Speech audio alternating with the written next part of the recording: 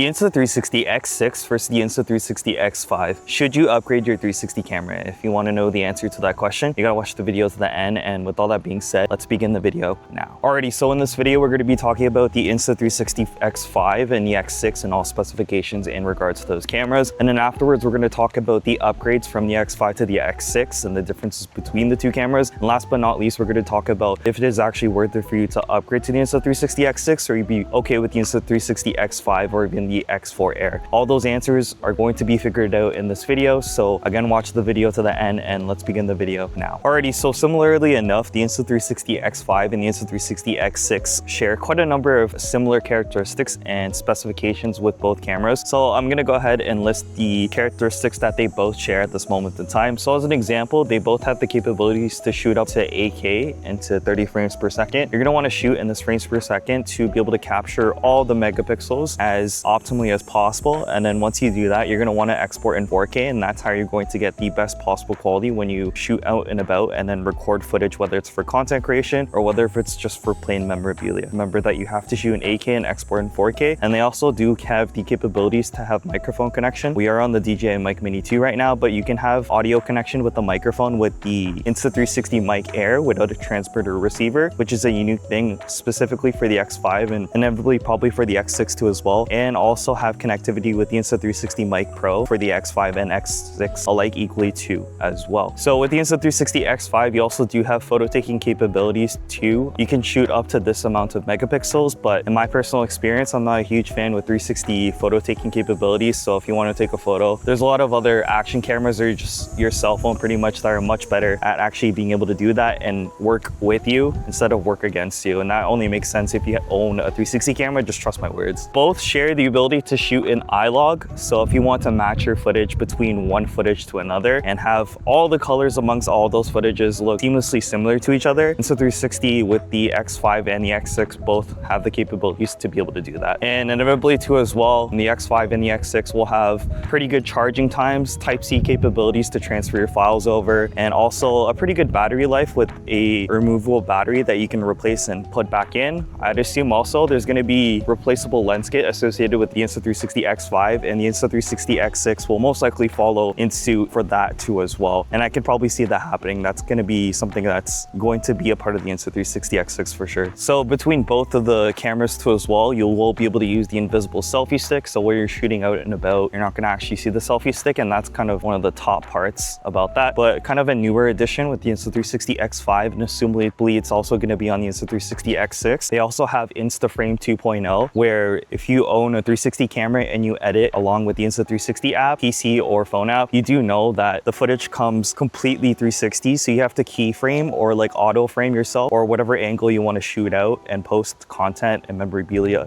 to how you like it. That obviously takes twice the amount of time. If you have auto frame or InstaFrame 2.0, you can kind of cut back on that time, shoot out and about, frame where you want it to frame, and then just post it and shoot. But the only downside is it goes up to 4K for InstaFrame 2.0. I'd hope with the Insta360 X6, they would upgrade InstaFrame 2.0 to actually have capabilities up to 8K, even if it's just 30 frames per second, whilst using InstaFrame 2.0. So Insta360, if you're watching this, I hope that's going to be a feature for the future. In association with the Insta360 X6 and InstaFrame 2.0, maybe it's going to be called InstaFrame 3.0. Well, let's pretty much wait and see. Kind of like the nail in the coffin too as well. I don't know if I mentioned this before, but pure video mode is absolutely fantastic in the Insta360 X5. You can see that in the B-roll right now. Absolutely gorgeous, and you can just see everything so clearly. Do you know if you're in pure video mode with the X5, you do have to shoot in 5.7K. For whatever reason, if you do an 8K and export in 4K, it just looks a bit worse. So definitely do 5.7K, export in 4K, and all of your pure video mode, night mode footages are going to look absolutely fantastic. So it's definitely something to note too as well. And in association with the Insta360 X6, we are probably most likely going to expect absolutely fantastic pure video mode, and inevitably it's probably going to be even a bit better and just look extremely crispy. And I think it's top of the game in terms of 360 camera and low light capturing in video mode in association with sort of that. Something to note too as well. Alrighty, and so I believe we talked about everything in terms of similar characteristics and specifications between both the X5 to the X6. And now let's go ahead and move on to sort of the new specifications of the Insta360 X6 and be the judge for yourself to truly think if it's really justifiable to actually upgrade to the camera. Keep that consciously in mind, and then I'll give my opinion to be able to bounce back with you guys while you guys are watching this video. So let's go into the new new upgraded features with the Insta360 X6 now. With the Insta360 X6, you have capabilities to go up to 8K into 50 frames per second, which is huge. I personally like to shoot my A-roll in 8K 60 frames per second, and whatever B-roll I can get in 60 frames per second too as well. But not all cameras are equal. So if the Insta360 X6 will eventually have the capabilities to go closer to 60 frames per second, even into 50 frames per second, that would be a huge game changer. So for me, for sure. On top of that too as well, the Insta360 X6 will now have supposedly the capabilities to be able to shoot in iLog 10-bit. So as an example, if you're shooting on the Insta360 Luna Ultra at 10-bit iLog, you now would have the ability to be able to shoot with the exact same colors and the exact same quality interchangeably with the Luna Ultra to the X6 seamlessly, and everything will look absolutely fantastic, super high quality and nice too. And just to sort of reiterate, kind of bounce off previous topics in the beginning half of the video, there's going to be faster charging times, faster transfer speeds too as well, and a better battery life. And also to mention too as well, your screen to be able to navigate in your user interface is going to have a brighter screen too as well. You still will have connectivity with the Insta360 app, whether it's the PC or the phone app, which is kind of a plus side for the Insta360 end. For all Insta360 cameras, workflow is going to be a lot simpler because standard video mode inevitably is going to look the nicest amongst all the 360 cameras. So most people shoot with standard video mode, which is kind of what I do. So that'll be easier instead of color grading, but at least now you have good quality and the option to be able to do so to add to as well. And now let's just add like a little bit of a bonus part to as well. So speculation on what else could be added with the Insta360 X6, as the camera isn't officially released as of yet. There's no talks about official release dates. There's just specifications, design, speculation, but nothing is absolutely confirmed. But as time progresses, we'll be able to confirm more information, and obviously I would make a follow-up video in regards to it. But I think in the hopes, since the Insta360 Luna Ultra, Ace Pro 2 both share the ability to have Leica filters in collaboration with Leica, I do hope the Insta360 X6 will have the capabilities to shoot out in Leica profiles, the Leica profiles that we know to love, instead of having to color grade in iBit, although very nice to have. If you could just get a Leica color filter onto the footage of your X6, then you can kind of like not have to color grade, which is an extra process to actually do that, and then pretty much just be on your way, and things would be so much easier and look equally as nice. So by speculation, hopefully they add Leica filters associated with the Insta360 X6, but again, we'll wait and see. And to bounce off the previous topic too as well, I do hope InstaFrame 2.0 or 3.0, whatever it would be called, will also be added with the Insta360 X6. But I think honestly that's going to be a given, as it's a prevalent problem. Just like editing with 360 footage is a bit of a pain. Looks really cool, it's rewarding, but again, it's a pain, so most people can't be asked. Having Instaframe 2.0 or 3.0 would be pretty much a game changer, and I hope they implement a better version of it for the next camera too as well. And to touch on design differences too as well, the Insta360 X5 obviously being a bit longer, still has that thin silhouette that we all know and love, has the ability to fin your pocket, but it's still pretty clunky and like chunky. So with the Insta360 X6 looking more similar to the Insta360 X4 Air, but packing the punch of an X5, but even more, would be really great. There's some side buttons with the Insta360 X6 too. As time progresses, we'll learn more about how we can use those buttons on the sides and like more confirmed information about the design. But what we see right now with the Insta360 X6, I think it looks great. I feel like if they're going in that direction, maybe the Insta360 X4 Air had fantastic sales and they kind of just want to capitalize on that, or they just need innovation with the actual camera in itself. Either way, I think this is a great direction for the team over at Insta360 and making it look a little shorter, slimmer, and more pocketable and convenient. I think it's great. But yeah, these are pretty much similar characteristics between the Insta360 X5 to the Insta360 X6 and all things specifications. And then also the differences between the two cameras all mentioned in the first half of this video. Again, we're gonna have to wait and see for more information as time progresses, but as of today's date, this is what we know so far. And let's just go ahead and move on to the next portion of the video, the part that you've all been waiting for. If it is truly at this moment in time right now worth it for you to upgrade to the Insta360 X6. But first, if you're planning on traveling anytime this year, I'd recommend using Holify eSIM. So Holify eSIM's connected in over 200 destinations, and the installation process is very simple. But first, you have to make sure your phone is eSIM compatible. So all you have to do is download the Holify eSIM app, choose your destination and how many days you want to use the unlimited data eSIM for, and use code Dominic for 5% off. You can also check out Holify subscription plans. One's going to be an unlimited data plan, the other one's going to be a light plan for 25 gigabytes of data, and you use code Dominic for 10% off on those subscription plans too as well. Holify also has Always On, which is a 1 gigabyte of emergency data, so you never have to worry about running out of data on your next trip on these destinations. With all that being said, let's go ahead and return back to the regular scheduled video. Alrighty, so let's get to the nitty-gritty of things. Is the Insta360 X6 worth the upgrade? Depends on your needs. I think if you pretty much shoot in standard video mode, you know, design isn't much of an issue. It still pretty much contains the Insta360 Instaframe 2.0 mode, does have microphone connectivity, and I think in 2026 X6 standards, the Insta360 X5 looks absolutely fantastic, has really good pure video mode, low light video mode, and I think you'd be pretty much okay with the Insta360 X5. I think the only instance where you would maybe need the Insta360 X6 is if you're an intensive color grader and you just need faster frames per second and the potential for a lot of other cool features that we don't know about yet, and you just kind of want to ride that wave, then it makes sense for you. Because if you want to match a lot of your footages in professional filmography creation,